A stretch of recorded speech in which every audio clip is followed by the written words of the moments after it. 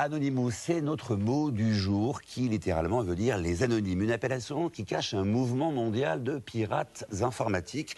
Leur dernier combat ce week-end s'attaquait entre autres au site de la Maison Blanche, du FBI ou encore de l'Elysée. Et ce en représailles à la fermeture en fin de semaine dernière du site Mega Upload qui offrait le téléchargement illégal de millions de films. Explication avec Alban Patural, Melchior Renzi et Karel Ternier.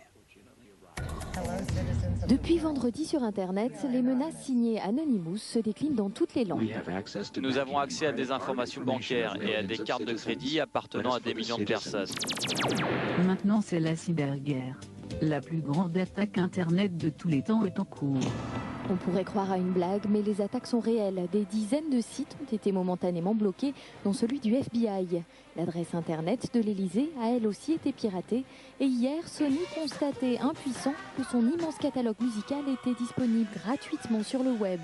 C'est la plus grande opération de piratage revendiquée par les Anonymous, un groupe dont on ne sait presque rien. Ils n'ont pas de chef, seulement ce masque, inspiré d'un film et derrière un idéal. Ils se rassemblent autour de l'idée qu'Internet est un territoire à part où les gouvernements, les entreprises et les lois traditionnelles n'ont pas de prise. Donc, dès qu'ils sentent que Internet est attaqué, il y a une réaction épidermique et instantanée. Le mouvement serait né en 2008. À son actif, diverses actions dont la défense du site d'information Wikileaks ou encore le soutien aux révolutions arabes.